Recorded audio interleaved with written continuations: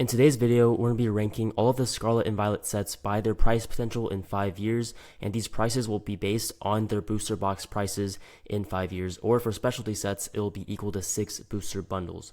So let's get into the ranking. First and foremost, at $500, right, which booster boxes / 6 booster bundles will be $500 in 5 years?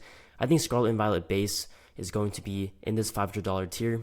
Obviously, Scarlet and Violet base is a base set. It's not the greatest, set in Scarlet and Violet, but I will say it's actually a pretty good base set if you take a look at the cards, right? It has the Gardevoir line, it has the Drowsy, the Riolu, the Miriam, right? It has some pretty solid cards, as well as the Miraidon and the Koraidon. I think SV base, while it does have decent cards, it's not the greatest in terms of its top chase cards. Next is going to be Shrouded Fable, and just based on the cards alone in the set, I definitely would have to put it in the bottom of this $500 tier. I do like a lot of the cards in the set, like the Persian, the Houndoom, and the Duskull, but just as a set as a whole, there's not that top chase card to really go after. While yes, there is the chance that maybe this doesn't get reprinted and it kind of pulls a Dragon Majesty, right? Doesn't get a reprint, and even though it's a lackluster set, it still goes up in the future, but you can't really bank on that happening. So just based purely on the set alone and the cards in the set, I will have to put it at the bottom of the tier list. Now let's go to this $750 tier. In 5 years, in 2030, which of these booster boxes will be $750? I think Stellar Crown is going to be in this list. You have the Squirtle and the Bulbasaur, which I really like. I think both of these are amazing illustration rares. But then after that, the cards really fall off a cliff. It's really just being carried by the Squirtle and the Bulbasaur. And as good as both of these illustration rares are, I just don't think that these two cards are going to be able to carry the sets into, that $1,000 plus tier in 5 years. So I think $750 is honestly pretty generous, and I think it's definitely a safe bet, as well as Obsidian Flames, right? I think Obsidian Flames, definitely one of the weaker sets in SV, but I do think that this Charizard is enough to carry it above this $500 tier and above to keep it above Scarlet and Violet base and Shrouded Fable. I think actually I'm going to put Obsidian Flames above Stellar Crown just because I think the Charizard is a little bit more iconic. I think the Charizard will age very, very well because it has a low gem rate, and just overall, I think the set does have some pretty underrated illustration rares, right? Like the Ninetales, the Cleffa, and the Gloom. But the set is just not that deep, right? That's the main problem with Obsidian Flames. It's a really small set, right? It has really great artworks, really great Pokemon, but if it had, double the amount of illustration rares and special illustration rares, I would definitely put Obsidian Flames much higher. It's just a tiny set, and typically with tiny sets, they don't do as well long term because once you've pulled all the cards, there's no reason to really open it up or chase the set. Now we get to the more expensive boxes at $1,000, right? Which boxes will be $1,000 in 2030?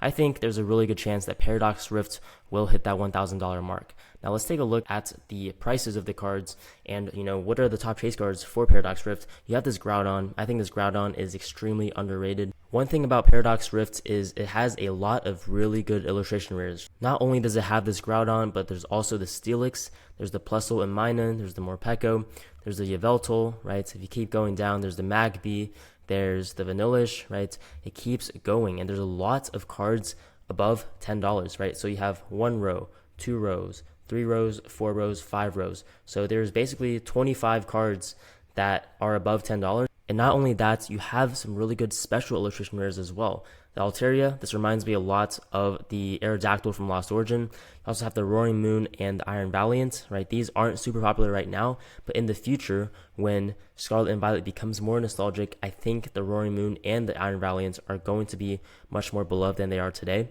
You have the Garchomp as well. You have the Goldango, which I think is a very unique card.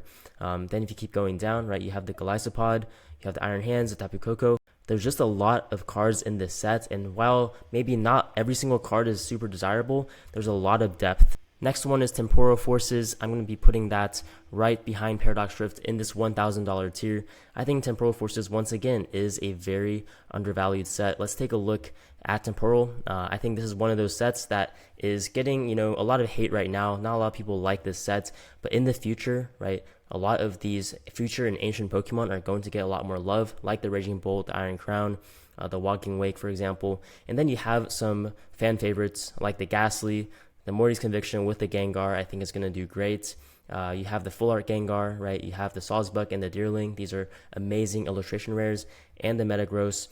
You have a lot of depth in Temporal Forces as well. It's very similar to Paradox Rift, and for that reason, I am going to put it in this $1,000 tier. Now, the last set in this tier is going to be Journey Together, and some of you might be pretty surprised, right? Journey Together is not the greatest set right now. A lot of people do not like this set, right? It's a pretty small set, pretty small total set value. And although this set is very small and it doesn't have too much depth, I think the quality of these top chase cards is going to carry the set very far in the future, right? I think the Lily Clefairy is a very unique card, and, you know, Lily sets always do really, really well, and Clefairy is a popular enough Pokemon, I think, to be suitable as a top chase card.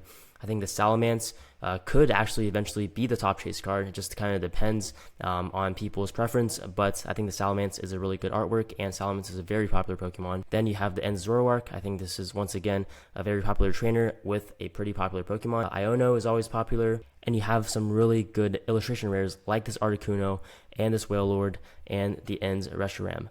Next, in the $1,500 tier, we're going to be putting the most recent special set in Scarlet and Violet, which is Black Bolt White Flare, right? So this is basically assuming that 6 booster bundles will be equal to $1,500. And as crazy as that may sound, I can definitely see that happening. Now, let's take a look at the prices of the cards for Black Bolt White Flare. I'm just going to pull up Black Bolt right here, just for simplicity's sake. But you have the Victini, right? You have the Zekrom and the Reshiram. I think these 3 cards will age very, very nicely, as they're very hard to pull. And then you have a lot of illustration rares and special illustration rares, right? You have the Zekrom and the Reshiram, you have the Kyurem, you have the Genesect, you have the Hydreigon, you have the Meloetta, the Superior, and then you have a ton of illustration rares, right? You have the most amount of illustration rares out of any Scarlet and Violet set, right? Obviously the Seismitoad and Black Bolt, you have the Haxorus. You have an illustration rare for basically every single Pokemon, I think, in this generation.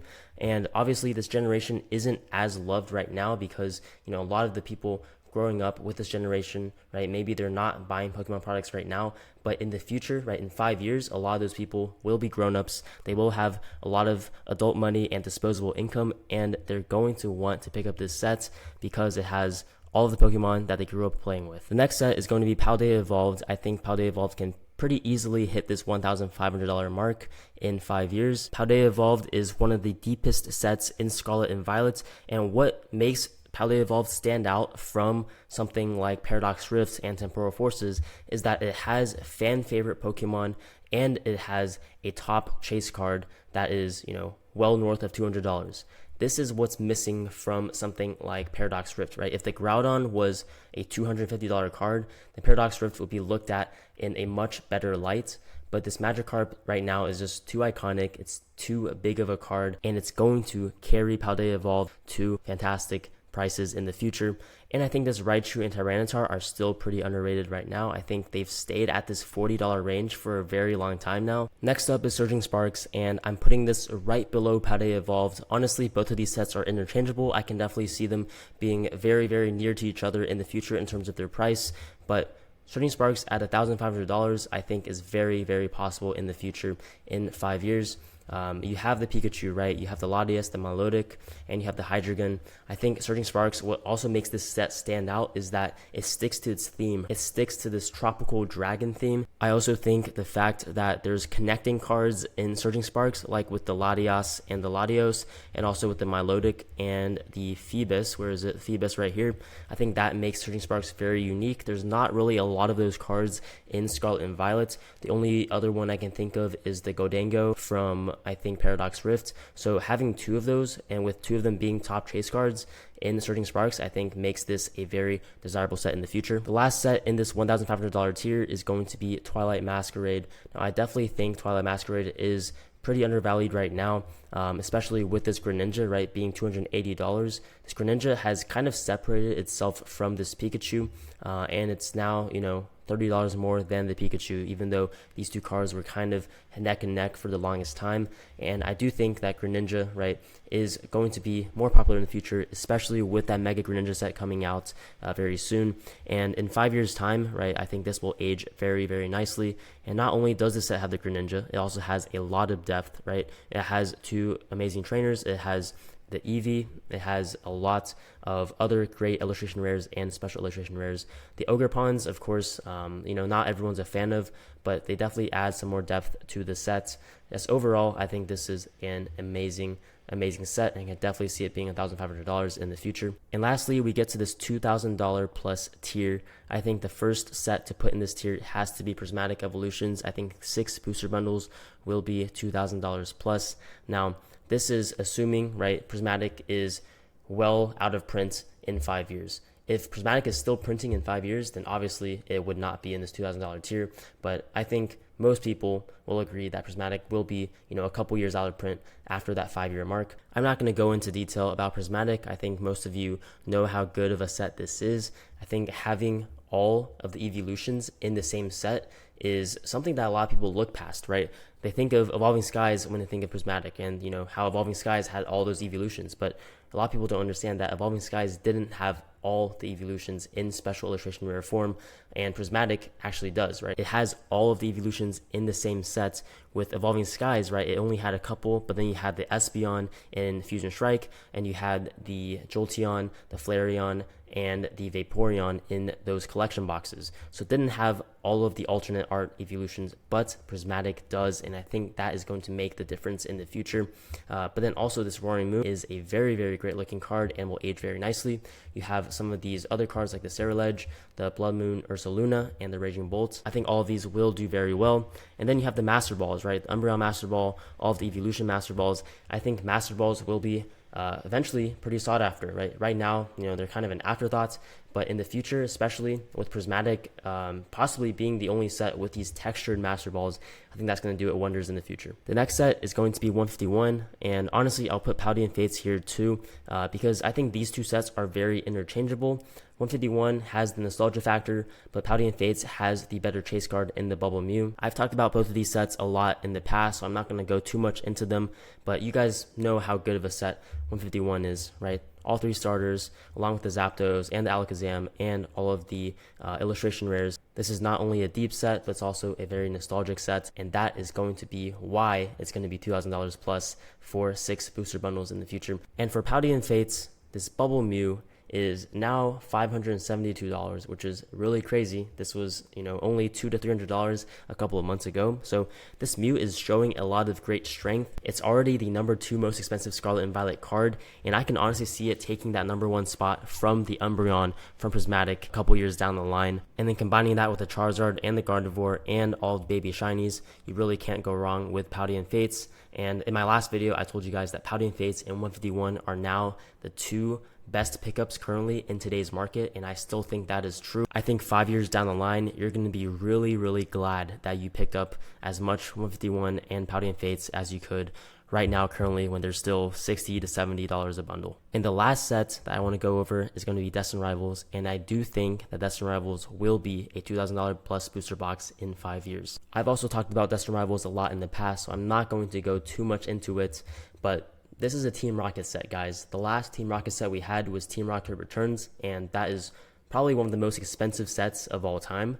Now, Destined Rivals, of course, is not, at the tier of Team Rocket Returns, but this set with, these top 5 chase cards is already, I would say, better than, 90% of Scarlet and Violet sets. But then you have a lot of depth in the Misty, right? You have the Misty Psyduck, you have the Misty's Lapras, you have the Typhlosion, you have the Meowth, right? You have the Houndoom, you have the Blaziken, you have the Cynthia's Roserade. You have a lot of fantastic illustration rares that, combined with these top 5, top 6 special illustration rares, make this one of the most complete sets of SV and one of the most iconic sets of SV as well, with this Team Rocket branding. So that's the tier list, guys. This is my booster box price prediction for the 5-year time frame. Now, this is just a prediction, guys. I don't have a crystal ball. I can't see into the future, but if anything, I think this gives you a good layout on which sets to invest in and which sets to maybe not invest as much into.